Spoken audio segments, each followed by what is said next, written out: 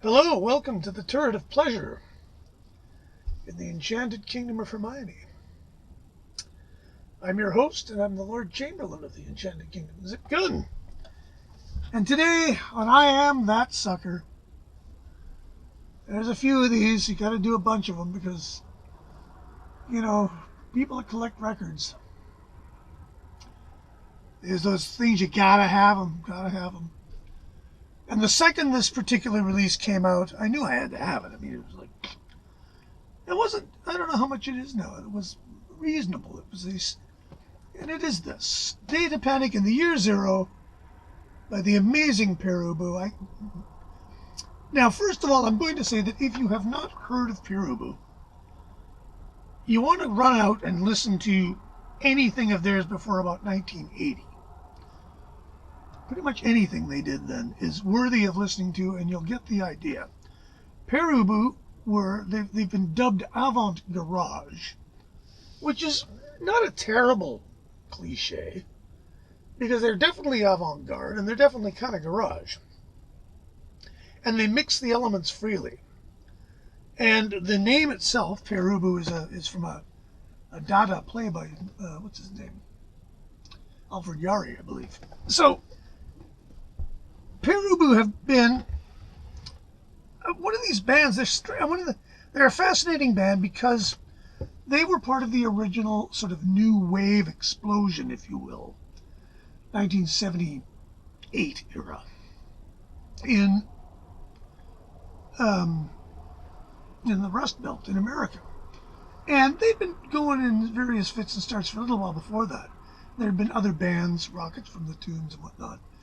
And those bands are actually detailed. There's a bonus disc in here. Now, the reason I bought it, bonus disc. So I Am That Sucker. It's got a disc of stuff I don't have. Yeah, that's worth $80. Why not? Now, of course, everything else is gravy. And everything else in this case is all of their records, essentially up to and including Song of the Bailing Man, which was the last record they made before they broke up for an extended period. So it doesn't have the Fontana stuff, which is mostly great, and it doesn't have any of the spate after that, which is seemingly endless. Mostly the band morphed into a vehicle for singer David Thomas, who's a really interesting guy in his own right. But the real essence of Pere Ubu was when it was more of a band. And the band's lineup was never super stable. They really only made maybe 2 albums with the same lineup. And this features everything up to the first breakup. So it features their EP, which was known as Datapanic in the Year Zero, which was a bunch of singles from their own David's Hearthen label. All of these are fantastic songs. Heart of Darkness, 30 Seconds Over Tokyo, and Final Solution are classics in the new wave. And then, after they had done this sort of initial EP, which came out, I think, only in England as an EP. It was a five-song, I believe, EP. And it was so different because it was sort of hard rock, but there was lots of weird noises in it. And the singer sounded like he was inhaling helium. And what was the guy's name? Cliff Bernstein was given the okay by Mercury to start a new wave label.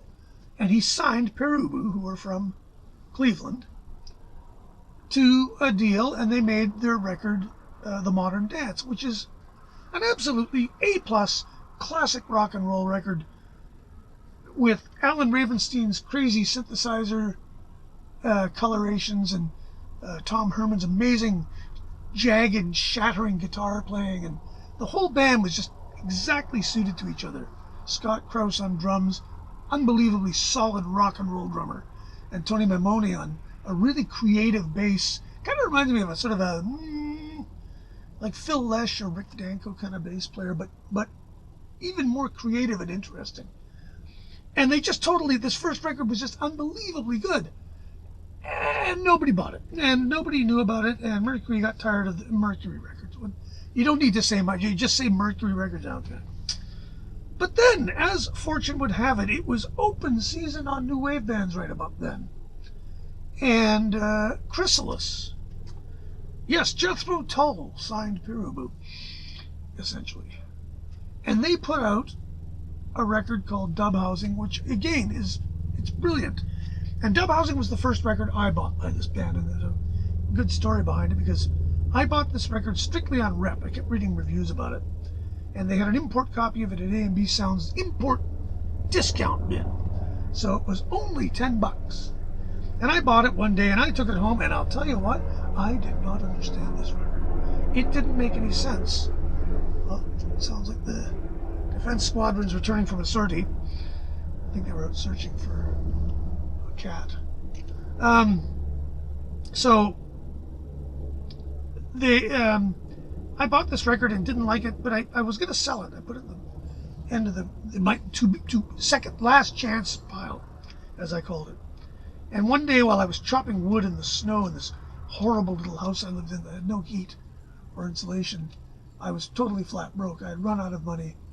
I was down to my last half dozen beers, and I wanted to listen to something I was not sick of, so I thought, what about that Pere Ubu record? And I got to the end of side one, and it was like, now I get it. It was completely, I got it. And ever since then, I've loved these guys. And I got to see them once in the band just after the Fontana years. And they did 2 records for Chrysalis. The second one was so weird it didn't even come out in America. And Chrysalis just turned them loose. And then they signed with Rough Trade, which is probably where they belonged in the first place. Tom Herman quit. Mayo Thompson joined. They did The Art of Walking. And again, they got more avant-garde. When they were really avant-garde, it was weird. It was almost like soundscapes. But it was still really progressive rock music at its core. And then the band kind of went through an upheaval, and Anton Fear joined as the drummer. And they did a thing, the Song of the Bailing Man. And that was it's not a great record. It was an unhappy band. They broke up shortly thereafter. There's also a CD of live Pere Ubu from their series 390 Degrees of Simulated Stereo. And that's good. The audio is sometimes not what it might be. Too bad. And if for completists, it's fabulous. And then there's a CD called Terminal Drive, Outtakes and Associated Things. Ralph Carney and Thomas. Home and Garden is on it. David Thomas is on it. Tripod Jimmy song, Autumn Leaves, really good. Tripod Jimmy was Tom Herman's band after Pere Ubu. Rocket from the Tombs is on here. The Mirrors, the Electric Eels, who are legendary. Rocket from the Tombs again. So yeah, this is kind of the formative stuff. Neptune's Car. Some of this I don't remember exactly what it is. But it's a great overview of the Cleveland scene that spawned Pere Ubu, and a really good comp. I haven't looked this up, what it's worth now, or if it's... Here's the great thing, it's on DGC. David Geffen put this out, which is just blows my mind. But I don't care whoever put it out, they've done us all a great service. And I'd say start with either Dub Housing or The Modern Dance. If it's not too much for you, keep going through the early stuff. The new band is very good, but to me it's not really Pere Ubu. It's David Thomas and the Pedestrians, which is what the band he formed when this era was over. So anyway, I am that sucker. I bought it. I'm glad I did. It wasn't cheap. I think it was a lot, like, I don't know, $75 back when it came out. It's been a while. Time flies and you're having fun. So this is probably an old box set. I wonder if there's a date on it. Let's see. It says here, woohoo, 1996. Yeah, this will be out of print.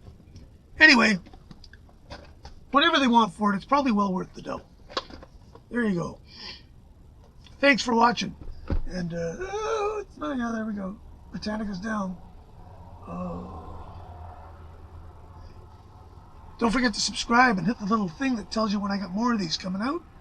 And we're going to dig through the stacks and find some more stuff to yak about. So, thanks for watching.